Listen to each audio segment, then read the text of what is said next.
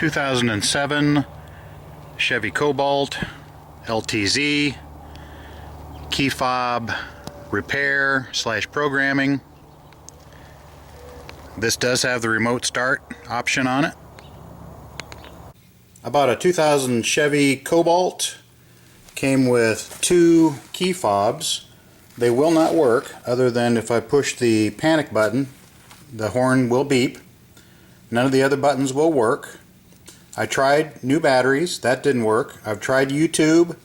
YouTube has a couple of different ways of, get in the car, do this and that with the ignition key, hold down the unlock button, blah blah blah. I'll show you that procedure here for what it's worth.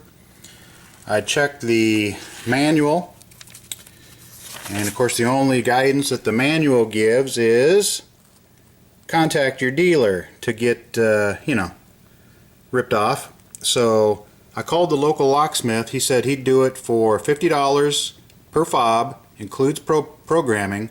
I get 2 new fobs with it. A lot of the other methods, you can push a button like an info button on your dash or your steering wheel and get to where the display says, learn remote fob, then hold down the lock and unlock button until it beeps, and do that with the next one, and then get out of that mode and you'll be fine. But apparently in this one there is no way other than a locksmith or the dealership. So I went to my local locksmith, very nice one here. They said, we can take care of you. Worst case scenario, $50 a piece for new fobs including programming. Went in there, they took my fobs, got out some little magic box, started to push the buttons. He said, yep, I can see that it's lighting up on the panic. Oh, it tried to light up on the remote start, nothing on the lock unlock. Did the same thing to the other one. He's like, hey, let me take these in the back, see what I could do. Okay, maybe we can fix these things, I don't know. Came out, he showed me that basically this little rubber pad here, I'll flip it over in a minute, but it's got some feet on the back that go down and make contact with a circuit board, and that's your switch. For some reason they got hard, they wore off, who knows what, but they no longer were making contact. Charged me $10 a piece to install these little rubber mats, and I got out of there for like $22 with tax. No reprogramming required because we basically reused my existing fobs. So here we are on the back. Here's the circuit board.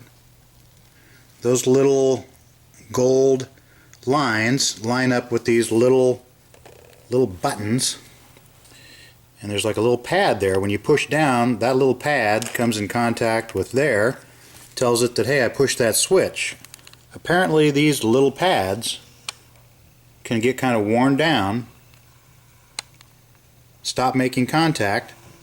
Pretty simple fix. This thing's just a real floppy kind of like rubber. Just push down in there and then just flip this back over and snap it together. You're back in business. I think I also got the new outer hard plastic case. He mentioned something about, sorry it doesn't look exactly like the original. I'm like, I don't know, it looks like the original to me, but new plastic case, new rubber dealies in there, all under $22 with tax. That's a bargain.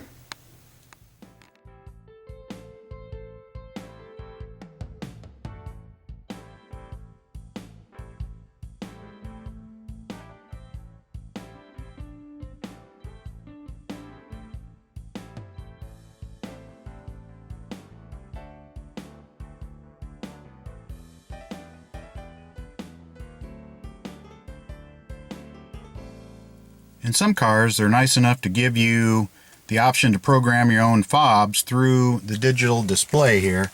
Push that info button, keep cycling until that display says something like, learn fob, something like that.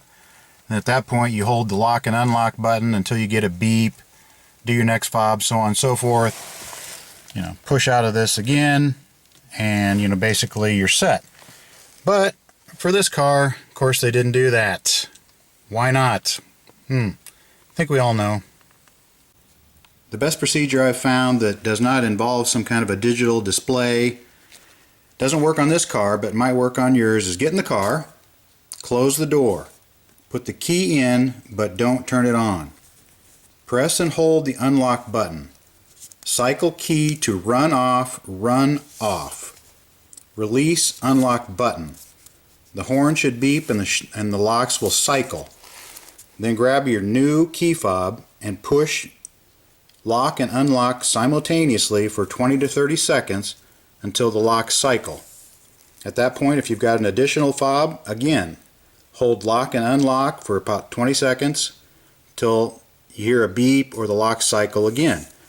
Once you've got all your fobs programmed, in this case up to 4, turn the key on, off, open door, shut door, try it.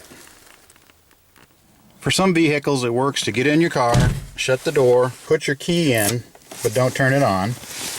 You go over here, you hold down the lock button, don't let that go, and then you cycle this thing on, off, on, off. Let go of this button over here. At that point, you should hear like the locks cycle. If that happens, then you grab your remote, you push the lock and unlock buttons simultaneously, hold them for 20 to 30 seconds until the locks cycle or beep, and then you would grab your next fob, do the same thing, and once you were done with that, you would cycle the key on and off. Then at that point, open your door, then give your fobs a try, see if it works.